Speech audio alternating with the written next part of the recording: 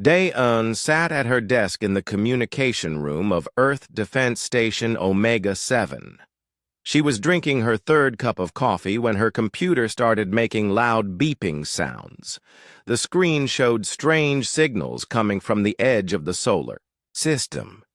These were not normal space signals. She looked at the numbers on her screen again. The energy readings were huge, much bigger than anything she had seen before. Da-eun had worked at the station for 5 years. She knew what normal space traffic looked like. This was not normal. Commander Tae-ho, please come to the communication room right away, she said into her radio. Her voice was calm, but her hands were shaking a little. Tae-ho arrived in 2 minutes. He was a tall man with short black hair and serious eyes. He looked at the screen and his face became worried. "How many ships?" he asked. Da-eun typed some commands into her computer. More numbers appeared on the screen. "The computer says there are over 800 ships, sir. They just appeared out of nowhere." Tae-ho picked up the red phone on Da-eun's desk. This phone connected directly to Fleet Admiral Woo Jin on Earth. The Admiral answered after 1 ring. "Admiral, we have a big problem," Tae-ho said. "Unknown ships have appeared at the edge of our solar system. Hundreds of them." Admiral Woo Jin was quiet for a moment. "Are you sure about the numbers?" "Yes, sir. Over 800 ships. They're heading toward Mars." "I'll be there in 6 hours," the Admiral said. "Keep watching them. Send me all the data you have." Da-eun worked fast to send all the information to Earth. The alien ships were big, much bigger than human ships. They moved in perfect lines like they had done this many times before. 2 hours later, something new happened. Da-eun's computer received a message. But this message was different. It was not in any human language. "Sir, they're trying to talk to us," Da-eun told Tae-ho. The station's translation computer worked on the message. It took 30 minutes to figure out the alien language. When the translation was ready, Da-eun and Tae-ho read it together. The message was from someone called War Commander Vex Thul of the Kethmar Empire. The message was not friendly. "People of the 3rd planet," the message said. "You are now part of the Kethmar Empire. Your small world will serve our great empire. You have 24 hours to surrender. If you do not surrender, we will destroy your cities and take your planet by force. We have conquered many worlds. Your weapons cannot hurt our ships. Do not make this harder than it needs to be." Tae-ho read the message 3 times. "They think we're going to just give up," he said. Da-eun looked at her screen. The alien ships were getting closer to Mars. "Sir, they're moving into attack formation. It looks like they've done this before." "Yes," Tae-ho said. "They probably have." Admiral Woo Jin arrived at the station 6 hours later. He was an older man with gray hair and many years of experience. He had fought in the Mars Colony War and the asteroid belt conflicts, but he had never seen anything like this. "Show me everything," he told Da-eun. Dae-eun put the alien ship data on the big screen in the command center. The alien fleet looked like a giant wall of metal moving through space. Each ship was 3 times bigger than the largest human ship. "What do we know about their weapons?" Admiral Woo Jin asked. Tae-ho handed him a data pad. "Our computers have been studying their ships for 8 hours. They have energy shields around each ship. Their weapons shoot some kind of plasma beams. The computer thinks their armor is very strong." Admiral Woo Jin looked at the numbers. The aliens had 847 ships. Earth had 23 ships that could fight. The math was not good. "Sir," Da-eun said quietly, "there's something else. Our deep space sensors picked up signals from other star systems. The aliens have been talking to other alien fleets. I think this is just one part of a bigger empire. The Admiral walked to the big window that looked out into space. He could see Mars in the distance. Somewhere out there, an alien army was coming to destroy his home. "Get me President Minji," he said. The call to Earth took 5 minutes to connect. President Minji appeared on the screen. She was in her office with several other important people. "Admiral, what's our situation?" she asked. "Not good, Madam President. We're facing almost 900 alien warships.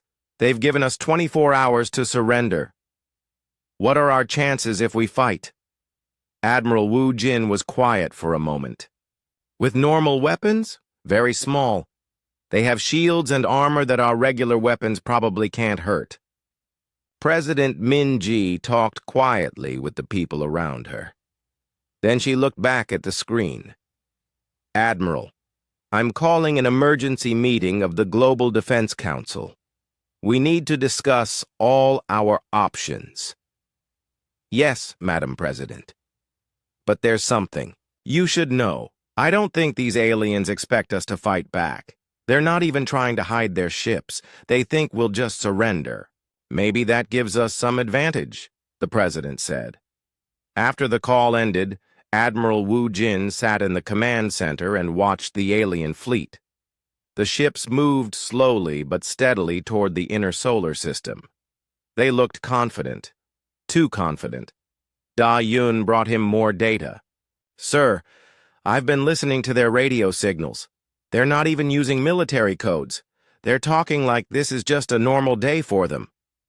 "What are they saying?" "The translation computer is still working on it, but it sounds like they're talking about how easy this will be. They keep saying things like, another primitive world, and this won't take long." Taeho joined them at the big screen. "Sir, I've been thinking. These aliens have obviously done this many times. They have a system. They show up with a big fleet, demand surrender, and most worlds probably just give up." "That makes sense," Admiral Wu Jin said.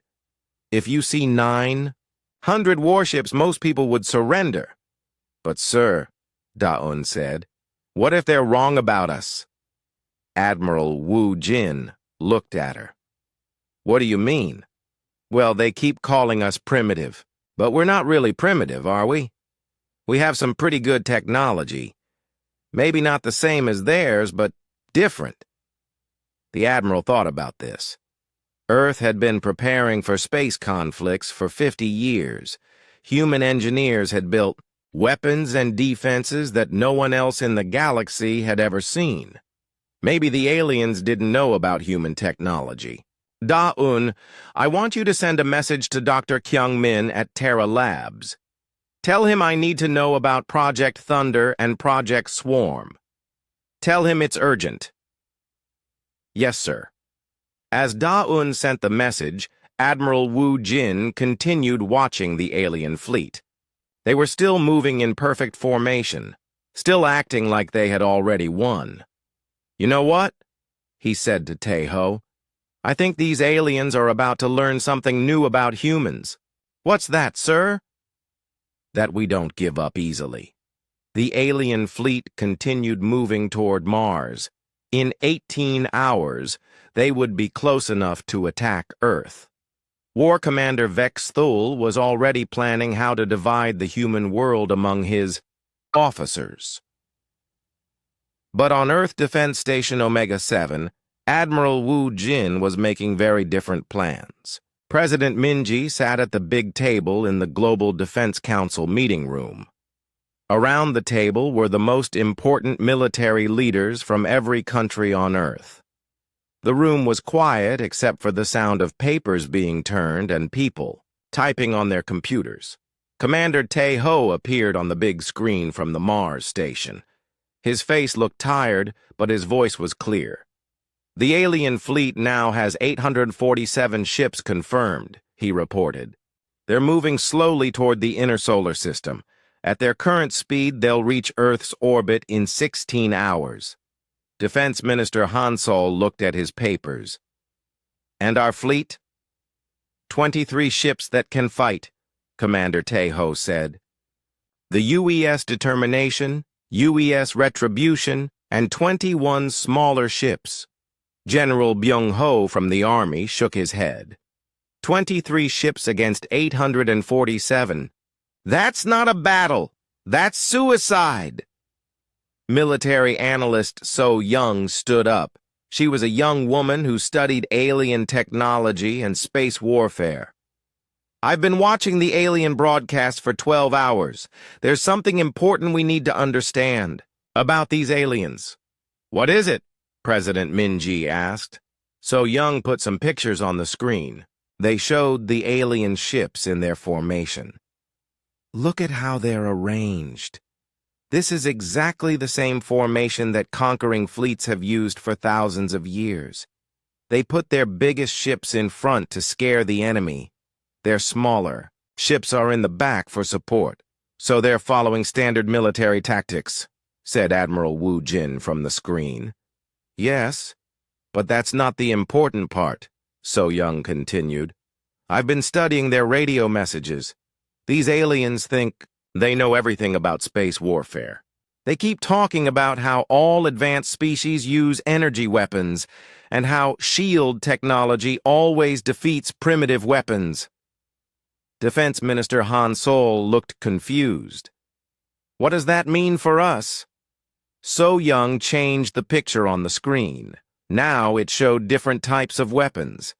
It means they've only fought enemies who use the same kind of technology they do. Energy weapons, plasma beams, force shields. Every species they've conquered has used similar technology. But we don't use energy weapons as our main weapons, said Captain Il-sung, who was also on the screen from his ship. Exactly, So Young said. Look at this. She showed a recording of an alien message. The translation appeared at the bottom of the screen. An alien voice said, These humans appear to be in the early stages of energy weapon development. Their ships carry primitive kinetic weapons and explosive devices. Such weapons cannot penetrate our shields. This conquest will be completed quickly. The room was quiet for a moment. Then General Byung-ho started laughing. They think our weapons are primitive, he said. They haven't seen what human engineers can build. President Minji looked at Defense Minister Han Sol. What exactly do our ships carry? Han Sol opened a secret file on his computer. The alien ships have energy shields, right? Well, energy shields are designed to stop energy weapons. But our main weapons aren't energy weapons. He put new information on the screen. Our ships carry railguns that shoot metal rods at very high speed. The newest ones can shoot tungsten rods at 15% of light speed. We also have quantum-guided missiles and AI-controlled attack drones. Will those weapons work against energy shields? President Minji asked. So Young smiled for the first time since the meeting started. Energy shields work by deflecting plasma and laser beams. But a metal rod moving at 15% of light speed isn't energy. It's matter. It should go right through their shields like they aren't even there. Admiral Wu Jin looked excited on the screen. Are you saying their shields won't protect them from our weapons? I'm saying their shields are designed to stop the wrong kind of weapons, So Young replied. Commander Tejo spoke from his station. I've been listening to more alien radio messages. They keep talking about how they've never lost a battle in 500 years. They've conquered over 200 worlds. How is that possible? Asked General Byung-ho. So Young had an answer. Because every species they've fought has used energy-based weapons. When you have shields that stop energy weapons and everyone uses energy weapons, you become unbeatable. But humans developed differently. Defense Minister Han Sol nodded. When we first went into space, we didn't have good energy weapons, so we made better kinetic weapons instead. We kept improving them while other species probably focused on energy technology. President Minji looked around the table. So you're telling me that our primitive weapons might actually be an advantage? Yes, Madam President, So Young said. But there's more. I've been studying how these aliens fight. They always use the same strategy. Big formation, energy weapons, overwhelming force. They've probably never had to develop new tactics because their old tactics always work. Until now, said Admiral Wu Jin. Captain Il Sung appeared on another part of the screen. There's something else. These aliens are very confident. Too confident. They're not even scanning for hidden weapons or secret bases. They think they know exactly what we have.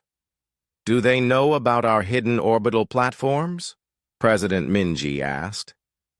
Defense Minister Han Sol shook his head. No. They're only detecting our main fleet. They don't know about the weapon stations we built in the asteroid belt or the railgun platforms hidden behind the moon. So Young brought up another alien message. Listen to this one. The alien voice said, The human fleet is pathetically small. Their weapons appear to be chemical explosives and metal projectiles. We estimate complete victory within 2 hours of engagement. Prepare the conquest protocols. General Byung-ho laughed again. Chemical explosives and metal projectiles? They have no idea what they're about to face. Commander Taeho spoke from Mars Station. Sir, they're still coming straight at us in that same formation. No scouts, no advanced ships checking for traps. They're acting like they've already won. President Minji stood up. It sounds like these aliens have been winning for so long that they've forgotten how to be careful. That's exactly right, So Young said. They've become lazy. They expect every fight to be the same. Show up with a big fleet, demand surrender, win easily. They've probably never had to think of a new strategy. Defense Minister Han Sol looked at his watch. We have 14 hours before they reach attack range. If we're going to surprise them, we need to act fast. Admiral Wu Jin spoke from the screen. I recommend we let them think they know what our weapons are. Don't give them any reason to be suspicious. How do we do that? President Minji asked. Captain Il Sung had an idea. We keep our main fleet visible and act like those are our only weapons. Let them see our 23 ships and think that's all we have. Meanwhile, Admiral Wu Jin continued, we prepare our hidden weapons. The orbital railguns, the asteroid platforms, the drone swarms. When they get close enough, we hit them with everything at once. So Young was studying more alien messages. Perfect. They're so confident that they're not even preparing for a real battle. They're already talking about what they'll do after they conquer Earth. Defense Minister Han Sol closed his secret files. Then we have a plan. We let them come to us, let them think they know what they're facing, and then show them what human engineering can really do. President Minji looked around the room one more time. Are we all agreed? We fight? Every person in the room said yes.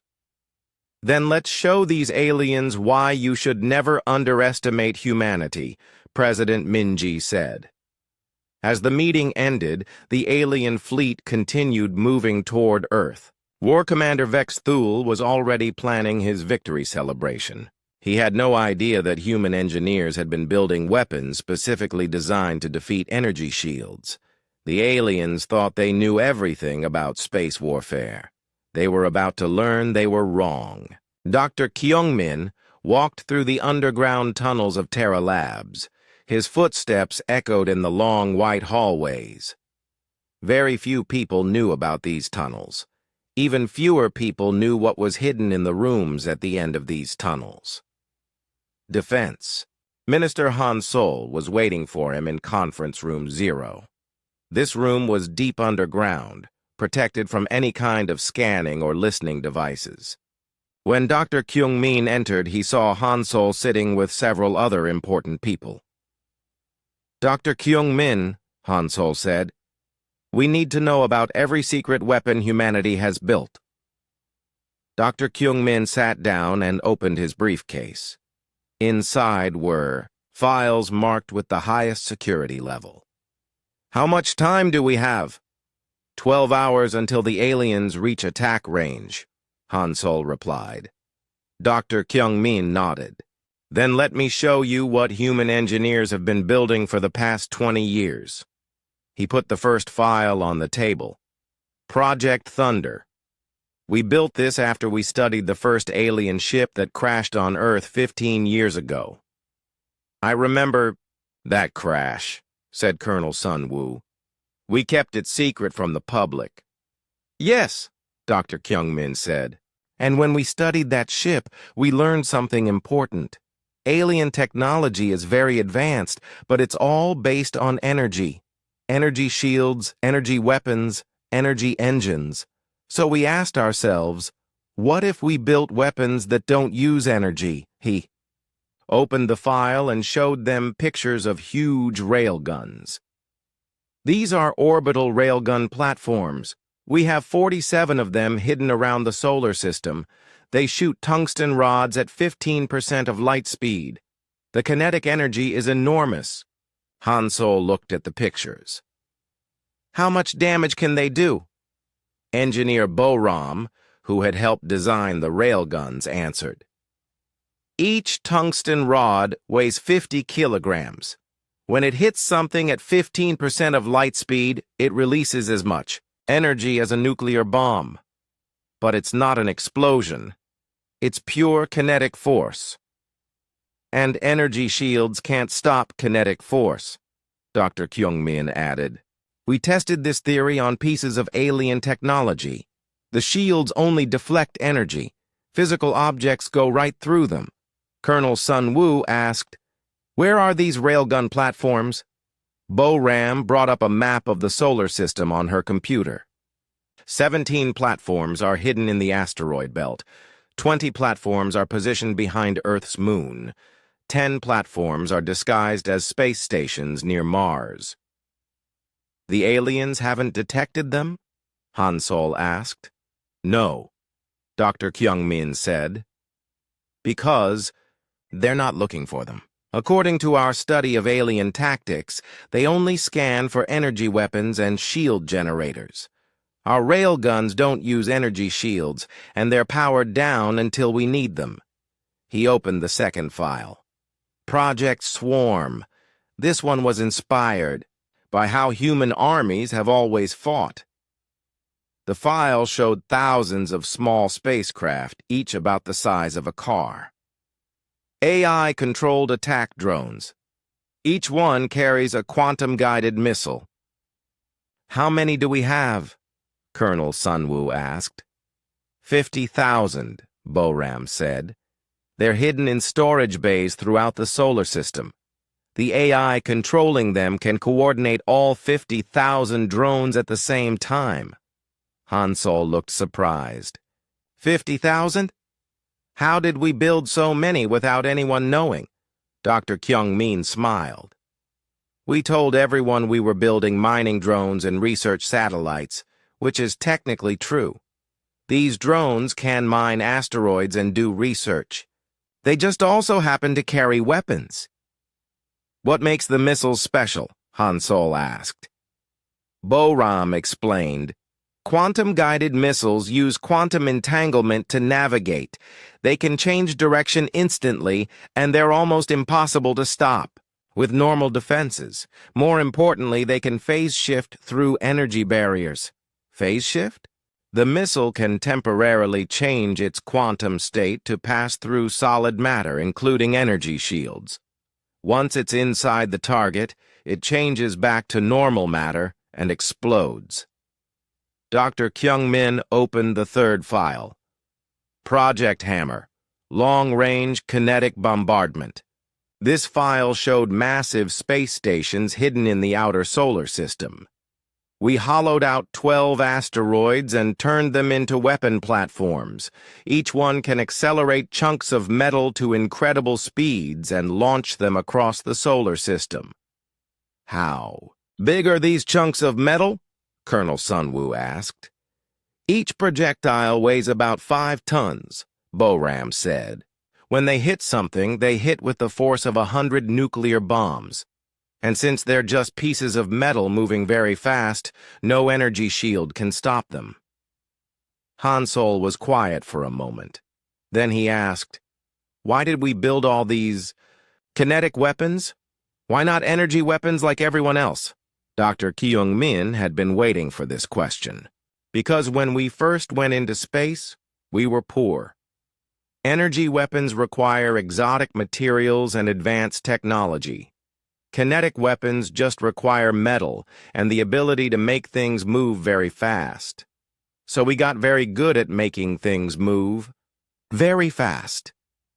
Also, Boram added, human military thinking has always been different. Other species seem to focus on making stronger shields and more powerful energy weapons. Humans focus on finding ways around the enemy's defenses. Dr. Kyung-min opened the 4th file. Project Net, Defensive Systems. This file showed a network of satellites around Earth. These aren't weapons. They're designed to protect Earth if any alien ships get through our attack. How do they work? Han Solo asked. Kinetic interceptors, Boram explained. If an alien ship fires an energy weapon at Earth, these satellites fire small pieces of metal at very high speed to intercept the energy beam. It's like throwing a rock at a laser beam, except the rock is moving so fast that it disrupts the energy. Colonel Sun Woo looked through all the files. This is incredible. How long have you been building all this? 20 years, Dr. Kyung-min said. Ever since that first alien ship crashed, we knew that someday more aliens would come, so we prepared. But why didn't you tell anyone? Han Solo asked. Because, Dr. Kyung-min said, if other species knew what we were building, they might have developed defenses against kinetic weapons. By keeping our technology secret, we maintained our advantage. Boram brought up one more display on her computer. There's something else. All of these weapons are connected by a quantum communication network. They can all be fired at exactly the same time, down to the nanosecond. What does that mean? Colonel Sun Woo asked. It means we can coordinate a simultaneous attack from hundreds of hidden positions throughout the solar system. The aliens will see our small fleet of 23 ships, but they won't see the 47 railgun platforms, the 50,000 drones, and the 12 asteroid weapons. Dr. Kyung-min closed all the files. The aliens think they're attacking a primitive species with a tiny fleet. What they're actually attacking is the most heavily defended star system in this part of the galaxy. Han Solo stood up. Can all these weapons be activated quickly? Yes, Boram said. Admiral Wu Jin has the activation codes. When he gives the command, every hidden weapon in the solar system will come online simultaneously. How long does it take to charge the weapons? The railguns need 30 minutes to reach full power, Dr. Kyung-min said. The drones can be launched immediately. The asteroid platforms need 1 hour to align their targeting systems. Han Solo looked at his watch. The aliens will be in range in 10 hours. That gives us plenty of time to prepare. Dr. Kyung-min stood up to leave. Minister, there's one more thing you should know. What? We designed all of these weapons by studying that alien ship that crashed 15 years ago. We know exactly what alien armor and shields can't protect against. And what's that? Simple kinetic force applied at high speed. The same principle humans have been using in warfare for thousands of years. We just applied it to space combat. As Dr. Kyung-min left the meeting room, Han Solo sat back down and thought about what he had learned. The aliens were coming with 847 ships, expecting an easy victory against humanity's 23 ships. They had no idea that humanity had been quietly building the largest collection of kinetic weapons in the galaxy. In 10 hours, the aliens would learn That sometimes the old ways of fighting are still the best ways. Captain Il-sung stood on the bridge of the UES Determination. Through the big window, he could see the 22 other ships of the human fleet. They looked small compared to the alien ships approaching from the edge of the solar system. "Captain," said Tactical Officer Yoon-soo, "the alien fleet is 6 hours away from attack range." Il-sung nodded.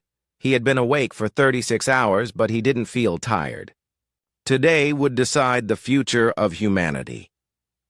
Admiral Wu Jin's voice came through the communication system.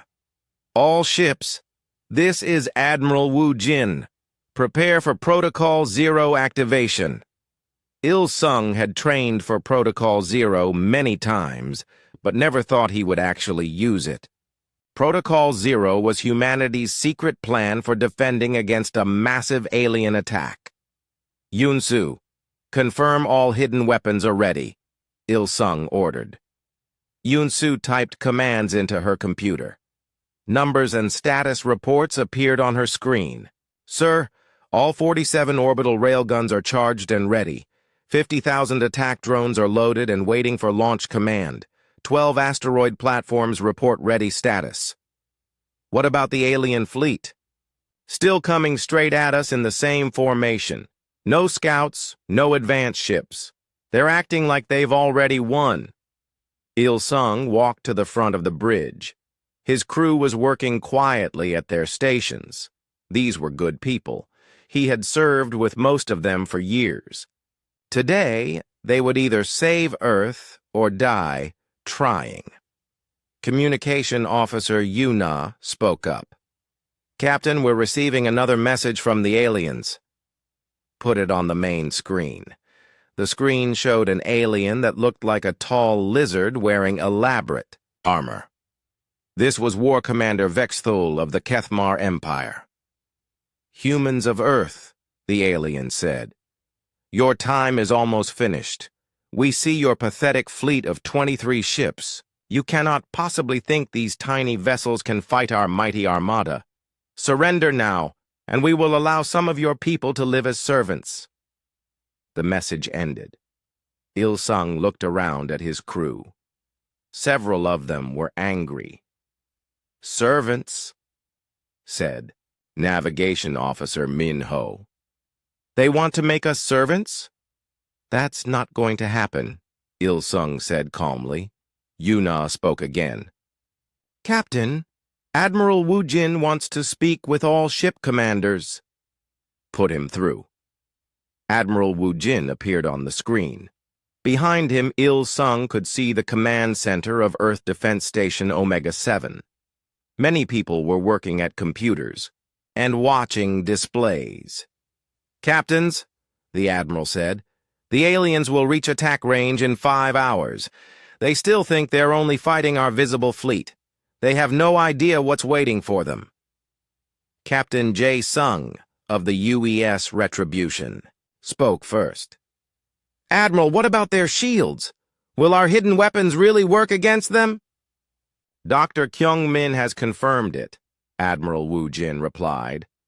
"Alien energy shields cannot stop kinetic weapons.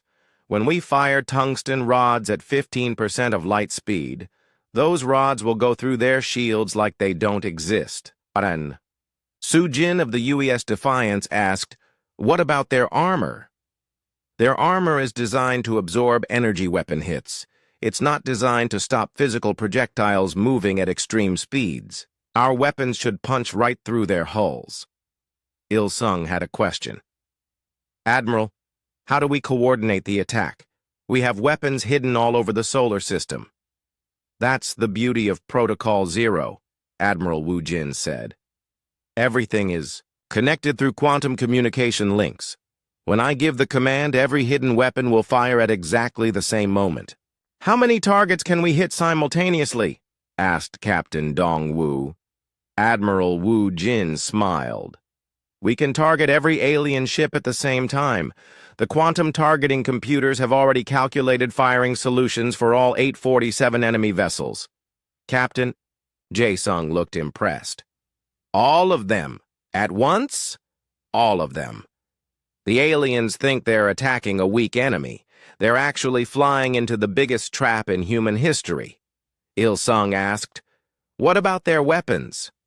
If some of their ships survive the first attack, our defensive satellites will intercept their energy weapons," Admiral Wu Jin explained, "and if any alien ships try to run, Captain Jae-sung's pursuit squadron will stop them."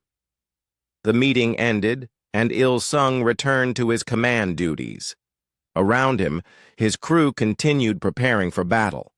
But Il-sung knew that most of the real preparation was happening in hidden bases throughout the solar system. Yun-su brought him an update.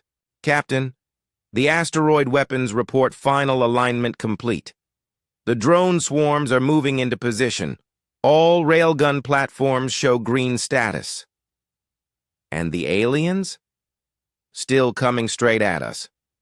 Their formation hasn't changed. They're not scanning for hidden threats." Il-sung shook his head. "They're so confident that they're not even being careful." "Sir," said Yuna, "I'm picking up more alien radio chatter. They're talking about how to divide Earth's resources after they conquer us." "What are they saying?" Yuna listened to her translation computer. "They're arguing about which alien commander gets which continent. They're already planning victory celebrations." Navigation Officer Min Ho laughed. "They're planning victory celebrations? They haven't even fought us yet." "That's exactly the problem," Il-sung said. "They've won so many battles that they've forgotten how to be cautious." 4 hours before the aliens reached attack range, something interesting happened. The alien fleet started broadcasting messages to each other without encryption. Yuna translated the messages for Il-sung. "Captain, listen to this. One alien ship commander is asking another alien what to do with human prisoners. Another commander is complaining that this battle is too easy and won't bring much honor." "They think this battle is already over," Il-sung said. "Yes, sir, and there's more. They're not even charging their main weapons yet. They plan to demand surrender first and only start shooting if we refuse." Il-sung thought about this. "So they're going to fly close to us, demand surrender, and only then power up their weapons. That's what it sounds like." "Perfect. That means they'll be in close range when we spring our trap." 3 hours before the aliens reached attack range, Admiral Wu Jin sent one final message to all human ships. "Captains, the moment we've been preparing for is almost here. The aliens think they know what human weapons can do. They think they know how humans fight. They're wrong about everything." Il-sung listened carefully to the Admiral's words. "In 2 hours, we will show these aliens that humanity doesn't surrender. We don't give up our freedom, and we definitely don't become anyone's servants. When the time comes," Admiral Wu Jin continued, "remember that we're not just fighting for Earth. We're fighting for every species these aliens have conquered. We're fighting to show the galaxy that the Kethmar Empire can be defeated." The communication ended. Il-sung looked around his bridge one more time. His crew was ready. The hidden weapons were ready. Humanity was ready. "Yun-su," he said, "begin. Final weapon checks. In 2 hours, we're going to give these aliens the biggest surprise of their lives." Outside the ship's windows, the alien fleet continued approaching. War Commander Vex Thule was already composing his victory report to send back to the Kethmar Empire. But in hidden locations throughout the solar system, human weapons were quietly targeting every alien ship. The trap was set. Soon, the aliens would learn what happens when you underestimate humanity. War Commander Vex Thule stood on the bridge of his flagship, the Kethmar Dominance. Through the massive viewing screen, he could see the pathetic human fleet ahead. 23 small ships against his mighty armada of 847 vessels. This would be the easiest conquest in his long career. "Sub-Commander Krillvex," he said to his second officer, "prepare the standard surrender demand. These humans will submit like all the others." "Yes, War Commander," Krillvex replied. "Shall I charge the main weapons?" "Not yet," Vex Thul said with amusement. "Let them see our full fleet first. Let them understand how hopeless their situation is. Fear makes the surrender happen faster." The alien fleet moved into its final attack. Formation. The largest ships formed a wall in front, with smaller support vessels behind them. It was a formation designed to intimidate enemies into immediate surrender. On the bridge of the UES Determination, Captain Il-sung watched the alien ships approach.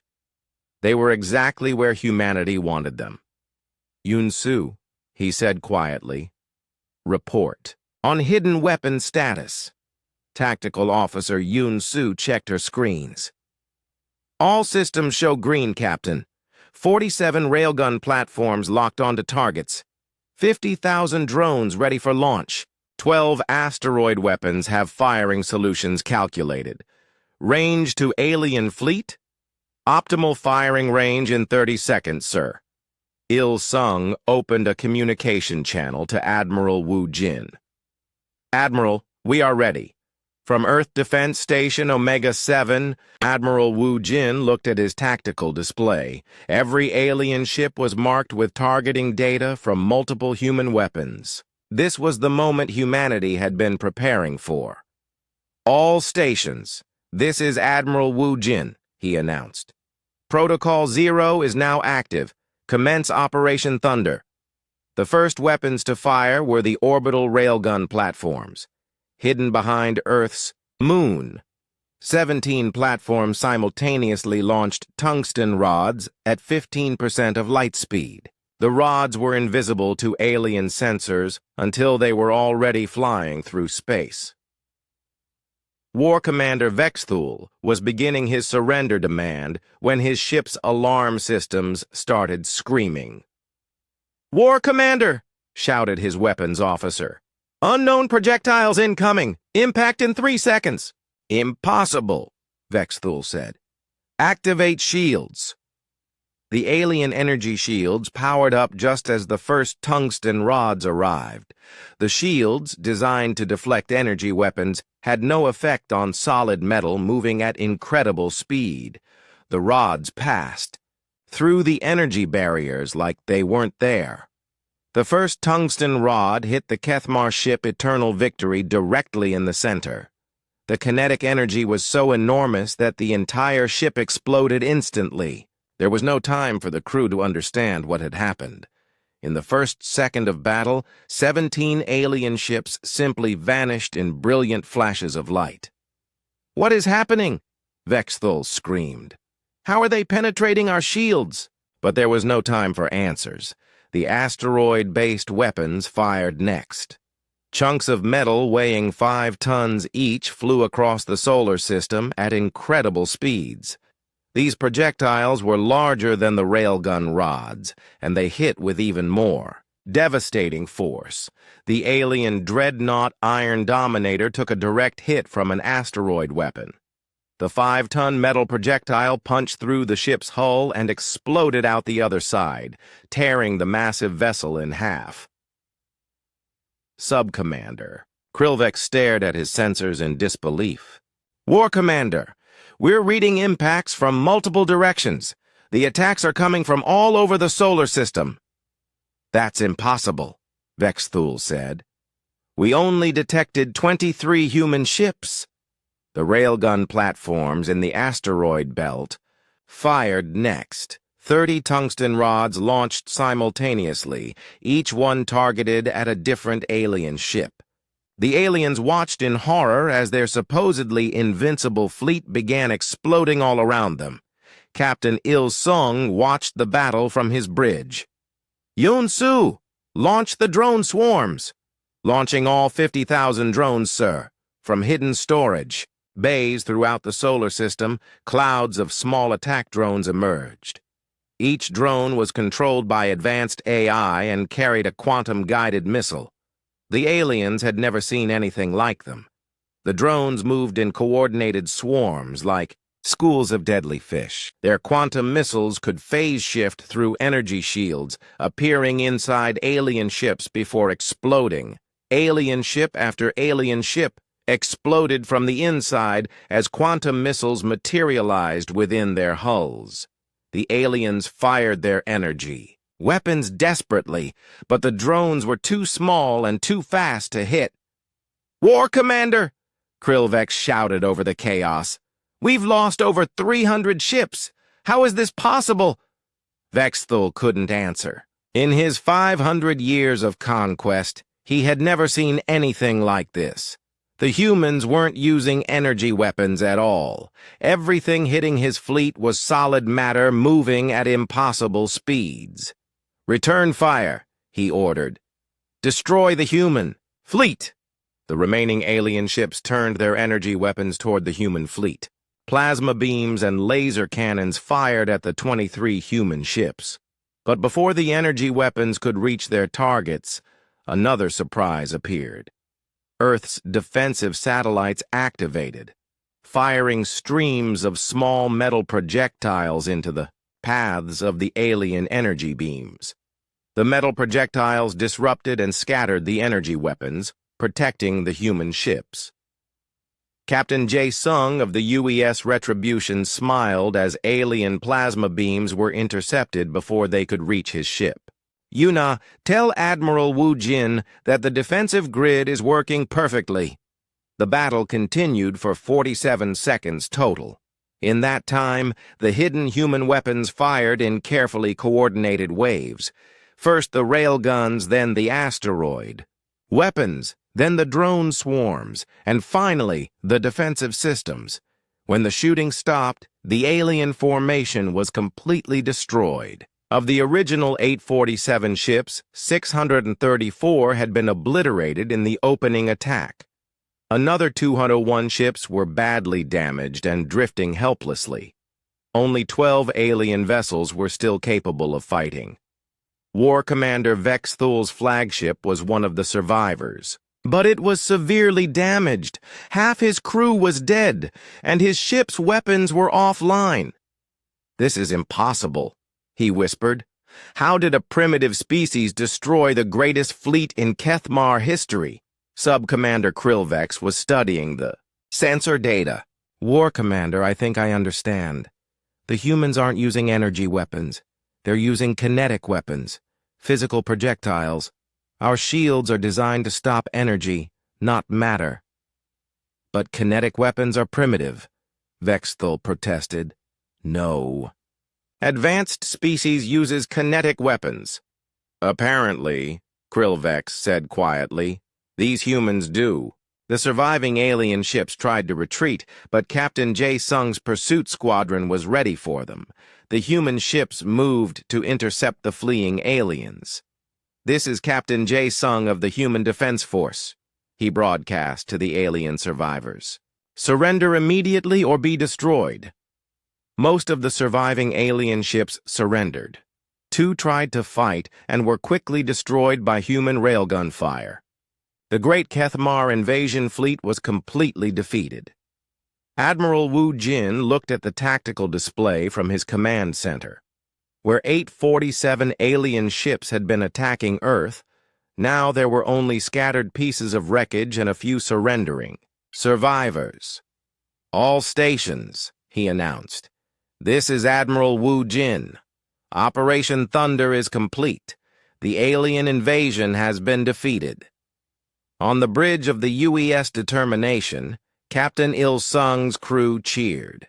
They had just witnessed the most one-sided battle in human history. "Yunsu," Il-sung said, "what's our casualty report?" "0 casualties, sir. No human ships were damaged." "And the aliens?" "Of 847 attacking ships, 835 are destroyed or captured. 12 ships escaped, but they're badly damaged." Il-sung looked out at the debris field that had once been a mighty alien fleet. 47 seconds, he said. "That's all it took." War Commander Vexthul sat in his ruined command center, trying to understand what had happened.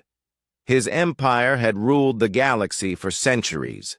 His fleets had conquered hundreds of worlds.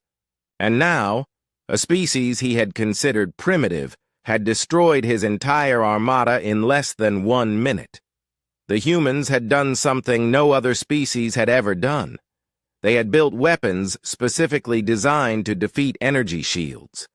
They had turned their apparent technological disadvantage into an overwhelming advantage. As human ships approached to accept his surrender, Vexthul realized that the galaxy was about to change forever.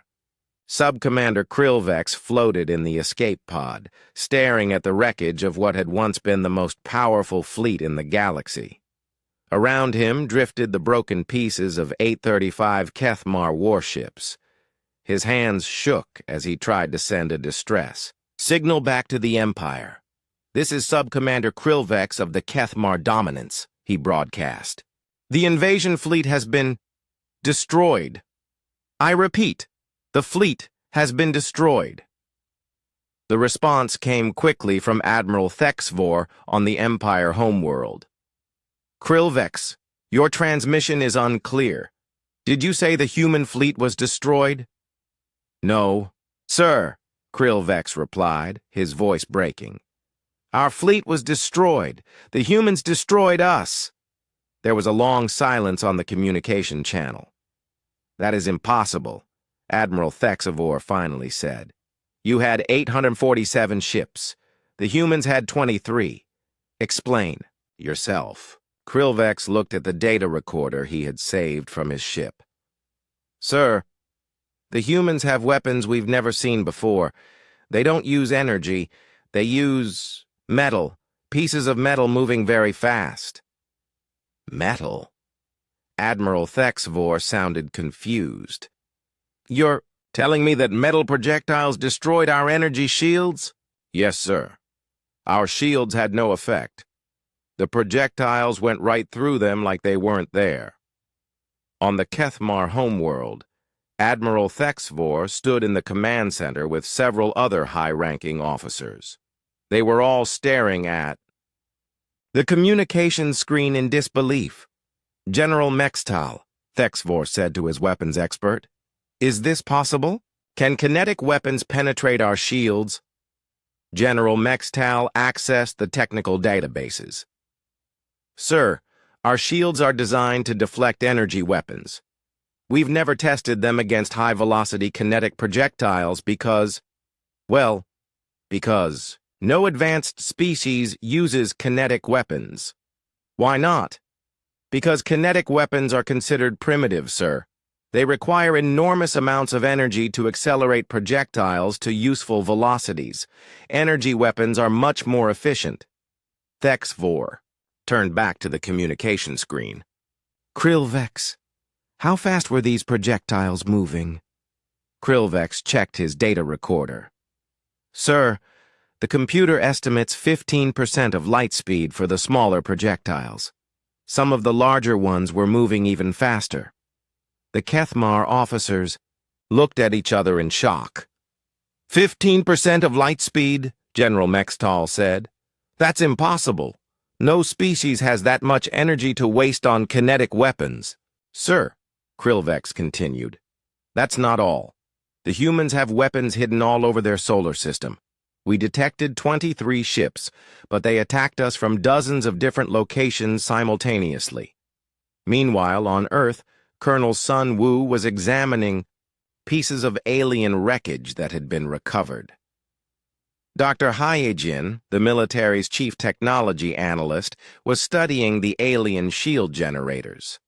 "Colonel," Dr. Hyejin said, "this is fascinating. Look at how their energy shields work." She showed him a diagram on her computer. "The shields create a field that deflects plasma, laser beams, and other energy weapons. But they're specifically tuned to energy frequencies. They don't interact with normal matter at all. So our tungsten rods just passed right through?" "Exactly. It's like the shields couldn't see our projectiles. From the shield's perspective, nothing was there. Colonel Sunwoo picked up a piece of alien armor. What about their hull armor, Doctor? Haye-jin had analyzed that too. Their armor is designed to absorb and dissipate energy weapon hits. See these crystal formations? They spread heat and energy across the whole ship. Very effective against plasma weapons. But not against kinetic weapons? Not at all. Kinetic energy works completely differently. When a tungsten rod moving at 15% of light speed hits this armor, it doesn't matter how good the armor is at absorbing energy. The kinetic force just punches right through. Back in space, Captain Il-sung was overseeing the capture of alien survivors. His crew had found 12 escape pods containing Kethmar officers and crew members. "Captain," said Communication Officer Yuna, "the alien prisoners want to talk to you. They keep asking how our weapons work." "Bring Sub-Commander Krillvex to the bridge," Il-sung ordered. When the alien officer was brought to the bridge, Il-sung was surprised by how frightened he looked. This was supposedly a member of a species that had conquered hundreds of worlds, but Krillvex seemed completely broken. "Sub-Commander," Il-sung said, "I understand you want to ask questions." Krillvex looked around the human bridge with wide eyes. "Captain, please, I must understand. How did you destroy our fleet so easily? We have conquered 200 worlds. We have never lost a major battle." Il-sung thought about how to answer. "Sub-Commander, can I ask you a question first? When your people conquered those 200 worlds, what kind of weapons did your enemies use?" "Energy weapons," Krillvex said immediately. "Plasma cannons, laser arrays, ion beams, standard civilized weapons. And your shields could stop all of those?" "Of course. Our shields are the most advanced in the galaxy." Il-sung nodded. "That's your problem. Your shields are designed to stop energy weapons, but humans never developed good energy weapons." "Why not?" Krillvex asked. "Because when we first went into space, we were poor. Energy weapons require expensive materials and complex technology, so we focused on kinetic weapons instead. We got very good at making things move very fast." Krillvex was quiet for a moment. "But kinetic weapons are primitive." "Are they?" Il-sung asked. "Your fleet is destroyed and ours is intact. Which weapons seem more primitive now?" "The alien had no answer for that." Dr. Haye-jin's voice came over the communication system. "Captain, I've finished analyzing the alien technology. You need to see this." In the ship's analysis lab, Dr. Haye-jin showed Captain Il-sung what she had discovered. "Captain, every piece of alien technology we've examined follows the same pattern. Energy-based systems, energy weapons, energy defenses. It's like their entire civilization is built around energy manipulation. And that's a problem because they've never had to deal with anything else. Look at this." She showed him an alien weapons manual. "They have 17 different types of energy shields, but no kinetic armor at all. They have energy weapon countermeasures, but no point defense systems for physical projectiles." Captain Il-sung realized what this meant. "So, every species they've conquered probably used similar technology." "Exactly. They've been fighting the same kind of war for centuries. Energy weapons against energy shields. They became the best at that type of fighting, so they kept winning. Until they met us. Until they met a species that never learned to fight that way." Back on the Kethmar homeworld, Admiral Thexvor was reading Sub-Commander Krillvex's detailed battle report. The more he read, the more worried he became. "General Mextal," he said, "if what Krillvex is saying is true, then we have a serious problem." "What do you mean, sir?" "These humans have built weapons that our technology cannot stop. And if they can defeat our fleets, then they can defeat any fleet in the galaxy." General Mextal looked at the tactical analysis. Sir, the humans destroyed 835 ships in 47 seconds. That's the fastest military defeat in recorded history. And they did it with weapons we considered primitive. What are your orders, sir? Admiral Thexvor thought carefully. The Kethmar Empire had ruled through military superiority for 500 years. But now there was a species that could destroy Kethmar fleets with ease. Send a message to all Kethmar fleets, he ordered. Do not approach the human solar system. Do not engage human ships. Until we understand their technology better, humans are to be considered extremely dangerous. Sir, General Mextal said quietly, what about our other enemies? If word spreads that humans can defeat our fleets. Admiral Thexvor understood the implications. For centuries, species throughout the galaxy had been too afraid to rebel against Kethmar rule. But if they learned that the mighty Kethmar Empire could be defeated, send another message, he ordered. Classify the human encounter at the highest security level. No information about this defeat is to be shared outside the military command, but it was too late. Sub-Commander Krillvex's distress calls had already been intercepted by intelligence services throughout the galaxy. Within hours, every major species knew that humanity had destroyed the largest Kethmar invasion fleet in history. The galaxy was about to change forever. Intelligence Director Dong Hyun sat across from Sub-Commander Krillvex in the secure interrogation room deep inside Earth Defense Headquarters. The alien officer had been cooperative, but what he was telling them was almost too incredible to believe. Sub-Commander, Dong Hyun said, I want you to tell me again about the Kethmar Empire. How many worlds do you control? Krillvex looked tired. He had been answering questions for 6 hours. 217 worlds as of last month. We have been expanding for over 500 years. And in all that time, you've never lost a major battle? Never, Krillvex said. The Kethmar military doctrine is perfect. We arrive with overwhelming force, demand surrender, and if they refuse, we destroy them quickly with our superior technology. Lieutenant Sujin, who was taking notes, asked, What happens to the species you conquer? They become part of the Empire. The useful ones are allowed to live and work for us. The difficult ones are removed. Dong Hyun leaned forward. Sub-Commander, I want you to think carefully about this next question. In all those conquests, what kind of weapons did your enemies use? Krillvex was quiet for a moment.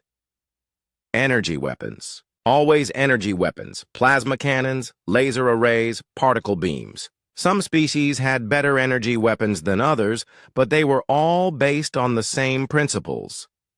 Did any species ever use kinetic weapons?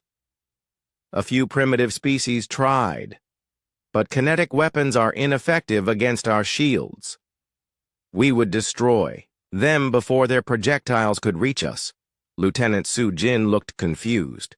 But our kinetic weapons destroyed your shields. Yes, Krillvex said slowly. Because your kinetic weapons are not like the primitive ones we encountered before. Your projectiles move at incredible speeds. No species we've ever fought could accelerate matter to 15% of light speed. Dong Hyun realized something important. Sub-Commander, why do you think no other species developed advanced kinetic weapons? Krillvex thought about this. Because energy weapons are more efficient. They require less material resources. They can be powered by ship reactors. Kinetic weapons require enormous amounts of energy to achieve useful velocities. But humans did develop them. Why?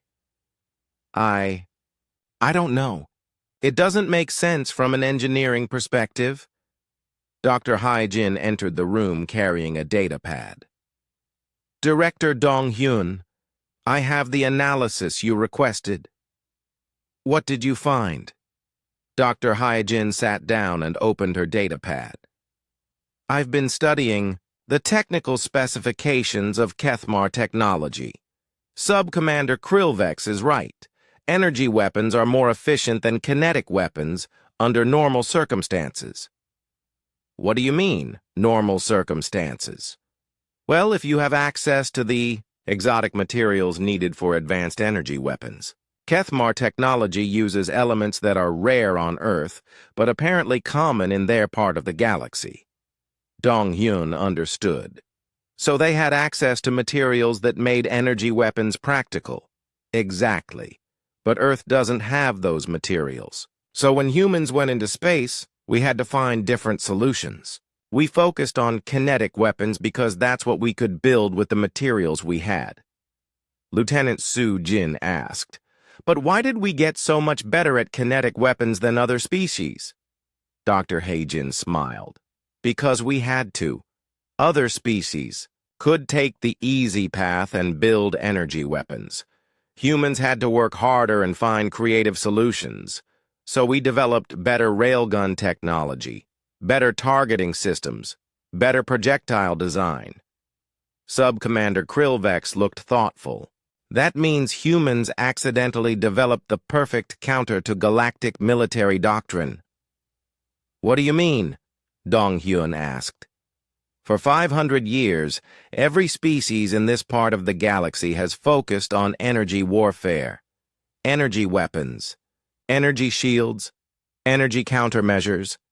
Military technology has evolved in one direction only." Dr. Hae-jin nodded. "And humans evolved in a completely different direction." "Yes," Krillvex said, "which means human weapons will be equally effective against any species in Kethmar space. All of our allies and enemies use similar technology." Dong-hyun felt a chill. "Are you saying that humans could defeat any military in this part of the galaxy?" "I'm saying that every military in this part of the galaxy is vulnerable to human weapons, just as vulnerable as the Kethmar fleet was." Lieutenant Sujin asked, "How many species are we talking about?" Krillvex accessed his memory. "The Kethmar Empire directly controls 217 worlds, but there are dozens of other major species, each controlling their own territories. The Vexthani Union has 89 worlds. The Mordal Federation has 156 worlds. The Ail Zenkari Alliance has 203 worlds, and they all use energy-based technology? All of them. It's been the standard for over 1,000 years." Dr. Hae-jin was making calculations on her data pad. "Director, if Sub-Commander Krillvex is correct, then human kinetic weapons would be effective against approximately 800 worlds." Dong-hyun sat back in his chair. When humanity had built their secret weapons, they thought they were just defending Earth. They had no idea they were building weapons that could defeat most of the galaxy. "Sub-Commander," he said, "what will happen when other species learn about this battle?" Krillvex looked worried. "The Empire will try to keep it secret, but intelligence travels fast in the galaxy. Within a few months, every major species will know that humans destroyed a Kethmar invasion fleet. And then what? I don't know. This has never happened before. No one has ever defeated the Kethmar Empire in a major battle." Lieutenant Sujin had been thinking about something. "Sub-Commander, you said the Empire controls 217 worlds. But how many of those worlds joined willingly?" "Joined willingly?" Krillvex looked confused. "None of them. The Empire conquers worlds. We don't ask for permission. So there are 217 worlds full of people who hate the Kethmar Empire? Well, yes, but they can't rebel. Their weapons can't penetrate our shields. Their fleets can't defeat our fleets." Dr. Hae-jin understood where this was going. "But human weapons can penetrate your shields." "Yes. So if humans shared their technology with your conquered worlds," Krillvex's eyes went wide, "they could rebel successfully. The Empire's military advantage would disappear." Dong-hyun stood up. I need to report this to President Minji immediately. He prepared to leave. Krillvex called out to him. Director Dong-hyun, there's something else you should know. What? The Empire will not accept this defeat quietly. They will try to develop countermeasures to your weapons, and they will try to destroy Earth before you can share your technology with other species. How long do we have? Krillvex thought carefully. The Empire moves slowly. It will take them months to develop new strategies and years to build new fleets, but they will come back, and next time they will bring everything they have. After the interrogation ended, Dong-hyun met with his senior staff to discuss what they had learned. So, said Colonel Sunwoo, we're not just dealing with one defeated fleet. We're potentially facing the entire galaxy. Not the entire galaxy, Dong-hyun corrected. We're facing the species that have been oppressing the galaxy. There's a difference. Lieutenant Soo-jin had been analyzing the political implications. Sir, if there are hundreds of worlds that have been conquered by empires using energy weapons, and if human kinetic weapons can defeat those empires, then we might be able to liberate those worlds, Dong-hyun finished. But we'd also be making enemies of every major power in the galaxy, Colonel Sunwoo pointed out. We already did that when we destroyed the Kethmar fleet, Dong-hyun said. The question now is what we do next. As the meeting ended, Dong-hyun realized that humanity had reached a turning point. They could try to hide and hope the galaxy left them alone.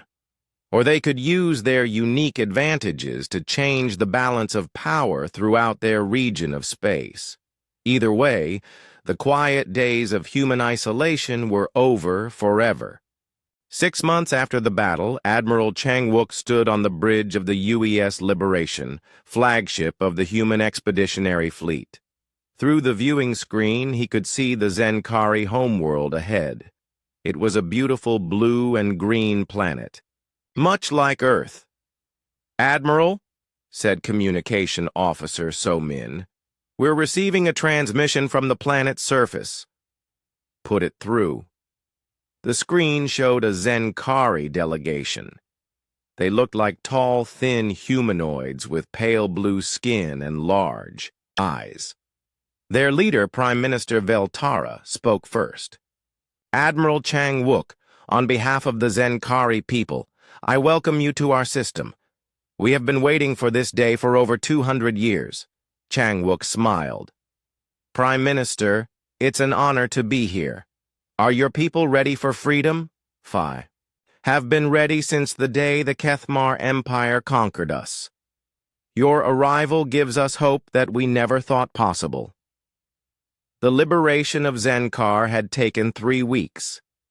Human kinetic weapons had easily destroyed the Kethmar occupation fleet, just as they had destroyed every other enemy fleet they had encountered. The pattern was always the same. Enemy ships would activate their energy shields, human railguns would fire tungsten rods at 15% of light speed, and the enemy ships would explode. Captain Jae-sung's voice came over the communication system. Admiral, the last Kethmar garrison has surrendered. Zenkar is completely free. Excellent work, Captain. How many liberation operations does that make? Zenkar is our 47th liberated world, sir. Chang-wook turned to his tactical officer. Commander Yubin, what's the status of the other liberation fleets? Commander Yubin checked his displays. Admiral Park's fleet has liberated 12 Vexthani worlds. Admiral Lee's fleet has freed 18 mortal colonies. All operations are proceeding ahead of schedule. In the 6 months since the destruction of the Kethmar invasion fleet, humanity had completely changed the balance of power in their region of the galaxy. The human expeditionary fleets had liberated 77 worlds from various oppressive empires. The secret was that human kinetic weapons worked against everyone. Every major galactic power used energy-based technology, and every energy shield was equally vulnerable to high-velocity tungsten rods. "Admiral," So-Min said, "we're receiving a priority message from Earth. It's from Ambassador Myung." Chang Wook took the call in his ready room. Ambassador Myung appeared on his private screen. She was calling from the Galactic Assembly Station, where she represented humanity in the growing coalition of free worlds. "Admiral," she said, "I have good news and bad news." "Give me the good news first." "The Assembly has officially recognized the Human Liberation Coalition. We now have diplomatic relations with 134 worlds, including all the ones your fleets have liberated." "And the bad news? The Kethmar Empire, the Vexthani Union, and the Mordal Federation have formed a military alliance. They're calling it the Imperial Defense Pact. They're pooling their resources to develop countermeasures to human weapons." Chang Wook wasn't surprised. "How long do our intelligence sources think it will take them?" Dr. Jin Woo's analysis suggests they'll need at least 3 years to develop effective kinetic shields. Maybe longer. That gives us time to liberate more worlds. That's what President Min Ji is hoping. But Admiral, there's something else. The Assembly wants to make humanity an official member. They want us to lead the coalition of free worlds. Chang Wook thought about what that meant. 6 months ago, humanity had been a single isolated species defending their home system. Now they were being asked to lead a galactic alliance. "What? Did President Minji say?" She said yes, but with conditions. "We'll join the Assembly, but we won't give up our military independence, and we retain the right to continue liberation operations." Smart. The moment we give up our military independence, the empires will destroy us. After the call ended, Chang Wook returned to the bridge. The Zenkari delegation was still on screen, discussing the details of their world's integration into the Coalition of Free Worlds. "Prime Minister Veltara," Chang Wook said, "your world is now free, but freedom comes with responsibilities. Are your people prepared to help us liberate other worlds?" "Admiral, my people have suffered under imperial rule for 2 centuries. We will do everything we can to ensure no other world suffers as we have." "Good. We'll be establishing a coalition naval base in your system. Your people can train with our technology and learn to operate our weapons." This was humanity's strategy. Liberate worlds, establish bases, and train the liberated peoples to use human kinetic weapons. Each liberated world became a stronghold for further liberation operations. Commander Yubin brought Chang Wook an update. "Admiral, Dr. Jin Woo's research team has finished their report on galactic military technology." "What did they find?"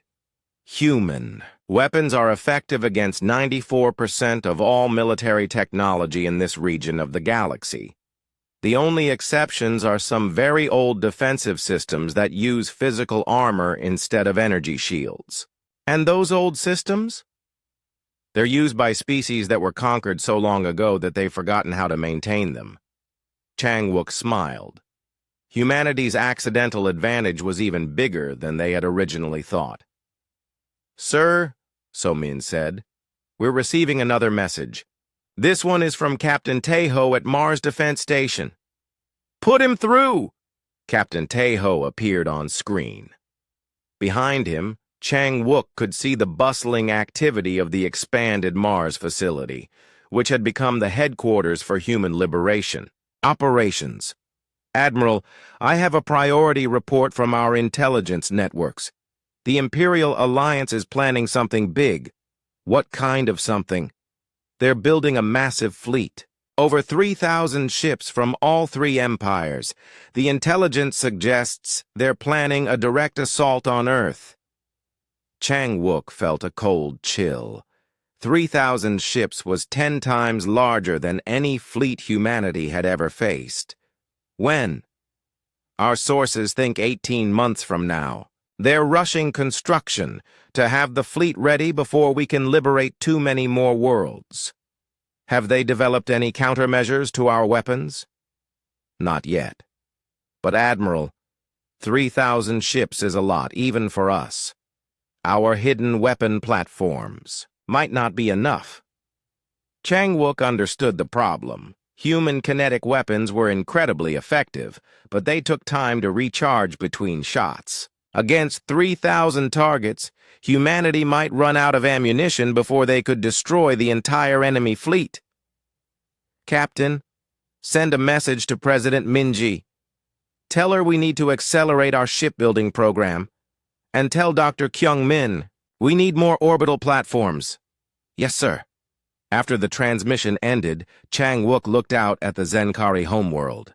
It was a beautiful world, full of people who were tasting freedom for the first time in 2 centuries.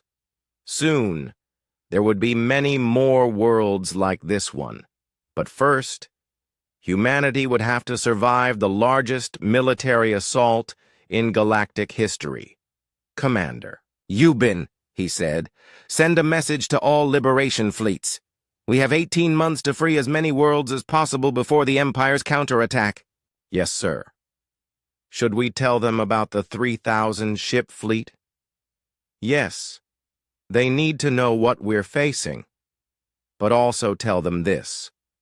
Every world we liberate before that fleet arrives is another world that will fight beside us when the time comes. Chang-wook returned to his quarters and composed a message to Admiral Woojin back on Earth. Admiral, he wrote, 6 months ago, we were a single species defending our home. Today, we lead a coalition of 134 free worlds. In 18 months, we will face the greatest test in human history. But I believe we will win, because we have something the empires have never faced before, an alliance built on freedom instead of fear. 3 months later, Dr. Jin Woo stood before the Galactic Assembly. Representatives from 134 worlds filled the Great Chamber, all of them looking to humanity for leadership in their fight against the Imperial Alliance. Members of the Assembly, Dr. Jin Woo began. Today I present the final report on human military technology and its impact on galactic warfare. He activated a holographic display that showed the current state of the galaxy. Large sections were colored red, representing the Imperial Alliance. Smaller sections were colored blue, representing the coalition of free worlds. When humanity first encountered the Kethmar Empire, we thought we were fighting for the survival of one world. We now understand that we were actually beginning a revolution that would change the entire galaxy. Dr. Jin Woo changed the display to show technical specifications. Human kinetic weapons represent a completely different approach to warfare. While galactic civilization developed along energy-based lines, humanity took a different path. This difference has proven decisive. A representative from the Velkani Assembly stood up. Dr. Jin Woo, what makes human weapons so effective? The answer is simple, Dr. Jin Woo replied. For over 1,000 years, every species in this region has built their defenses against energy weapons. But energy shields cannot stop matter, moving at relativistic speeds. A tungsten rod moving at 15% of light speed carries more kinetic energy than most energy weapons, and it cannot be deflected by conventional shields. Another representative asked, why didn't other species develop similar weapons?